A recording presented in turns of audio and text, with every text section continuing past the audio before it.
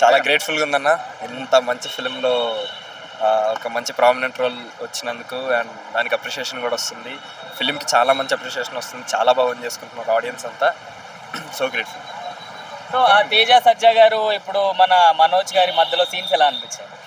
అసలు పిచ్చి అదే కదన్న మెయిన్, అసలు హైలైట్ సినిమాకి. క్రేజీ అసలు ఎక్కడ క్లైమాక్స్లోనే కలిసేది. చెప్పేసా బయటికి వదిలేదు సరే. ఓకే. సో వచ్చే ఆడియన్స్కి ఏం చెప్తారు మీరు? వచ్చే ఆడియన్స్కా ఏం చెప్తామండి, మంచి సినిమా చూడడానికి వస్తున్నారు, మంచిగా ఎంజాయ్ చేయండి, ఏం పెట్టుకోకుండా క్లీన్గా అందరితో ఫ్యామిలీతో అందరితో రండి. రండి, మంచి ఫుల్ మీల్స్ ఉంటాయి మీకు థియేటర్లో స్క్రీన్లో. అవును అవును కరెక్ట్. అంటే ఇన్స్పైర్ అవ్వడమే అన్న.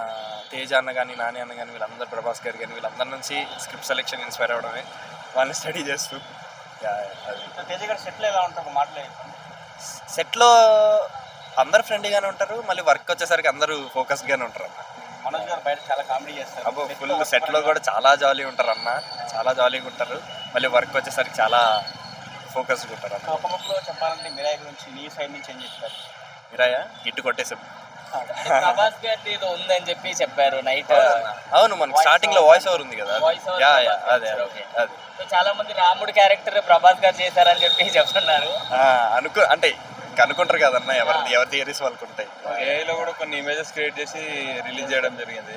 ప్రభాస్ రాముడు క్యారెక్టర్ అది నేను చూసాను ట్విట్టర్ లో. అదేంటో కొంచెం బాగా సర్క్యులేట్ అవుతుంది కానీ అది లేదు కదా సినిమాలు. మీరు చూసారు కదా సినిమా. పార్ట్ 2 లో ప్రభాస్ గారు ఉండే ఛాన్సెస్ ఉన్నాయంటారు? ఏమో అన్న, అదంతా మీరు డైరెక్టర్ గారిని, ప్రొడ్యూసర్ గారిని, హీరో గారిని అడగాలి. Thank you and good luck bro.